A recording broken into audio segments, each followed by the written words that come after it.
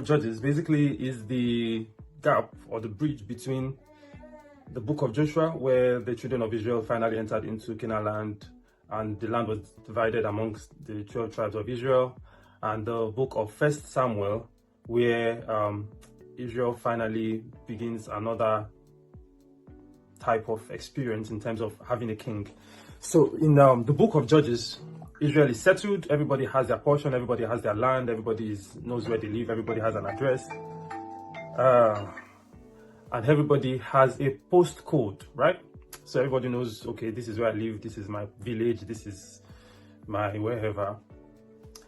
Now, but they did not have any form of rulership. Joshua died, and the moment Joshua died, everybody started doing every rubbish they wanted to do, started serving the gods in the land. Because remember, one big mistake that they did was that some of the tribes did not drive out all the people in the land as God instructed them to.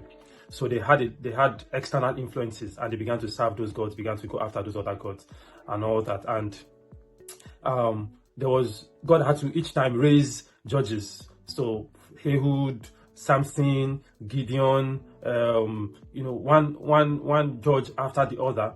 And why was God raising judges? Not just to come and lead them, but to come and deliver them. Because each time they went after other gods, they got into trouble, and then they will suffer trouble for some years, cry to God, and then God will send a judge. God will empower someone to deliver them from the hand of their oppressors. And then after some years, the moment that judge dies, they go back to following after other gods. They go back to doing, and it's not just about, God did not like them serving other gods. It was because of what came about from them doing that. There was lawlessness. There was disorder. If you read from chapter 19, I was talking about that on my WhatsApp status. You see how decadent the society was, and you can understand why there had to be judgment each time.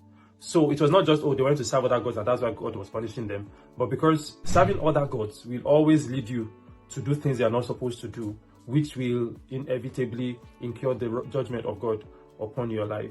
And but there's one portion, one verse, the last verse, that actually summarizes the book of Judges. That's Judges chapter 1 verse 25, is actually what I want to talk about, and I'll talk about that in the next video. Thank you. Judges chapter 21 verse 25 kind of gives a reason, more like an excuse for all the rogbodinho, the helter-skelter, hula baloo that we saw in the book of Judges. He said, and in those times, there was no king in Israel. He said, in those days, there was no king in Israel. Every man did that which was right in his own eyes. There was no king in Israel. Now, someone might say, okay, so if there's no king, does that mean people should not have sense? But that just tells us the place of a king, or the responsibility and function, or one of the responsibilities and functions of the king. Because the book of Judges shows us a terrible relationship that the people had with God, although it shows us a loving relationship that God had with people.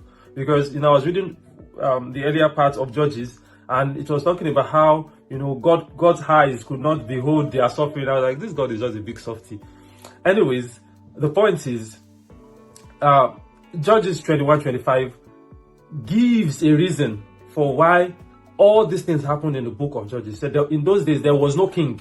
So every man did that which was right in his own eyes. So that means when there is a king, every man does not do that which is right in his own eyes, but is told or is led, guided into what to do. And you will see, by the time you cross over into the time when Israel started having kings, right? You discover that the relationship or the stance that each king had with God determined how the nation was, determined whether people served God. So if the king did that which was right in God's eyes, the people, the nation also followed after, did that which was right in God's eyes. If the king did that which was evil in the sight of God, the nation, everybody also did the same thing. So what does that tell us as kings? Because the Bible says that we are kings and priests. God has made us unto our God kings and priests, and we shall reign on the earth. I'll talk about that in the next video. Thanks for listening. Now, I want to quickly just talk about how we as kings made unto our God kings we are empowered to become kings, is not just a title to, to decree. It's not just a title to say, oh, I'm a king. I am made to reign on the earth. I cannot suffer. Anything I want, I have. Because actually, our kingship or our royalty is a responsibility. So that means it's supposed to be something that makes sure that our territory belongs to God or is won for God. So God sends us as kings to reign. So if you as a king is reigning, what your stance with God is supposed to reflect in the lives of everyone in that territory which you are a king over. So I believe every one of us at least to start with our families. Because before you can say I'm a king over whatever region, you should start with yourself, with your family, with your small community, right? The relationship that the people in your family have with God should reflect your relationship with God, because He has made us unto our God kings and priests. So, like a king in Israel would serve God, and everybody in that nation would also serve God. At least majority, you know what I mean. When I say everybody, it doesn't mean there are not people that are not committing sin.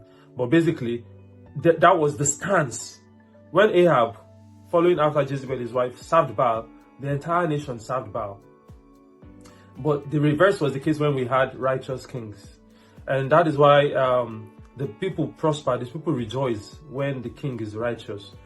Do you understand that? So today I just want to encourage us to lock in into our kingship and make sure that we are representing the King of Kings properly in our territories, making sure that God is served in our territories as the kings that we have been made unto God. Thank you. I hope you had the wonderful time listening to this video. Please remember to like, comment.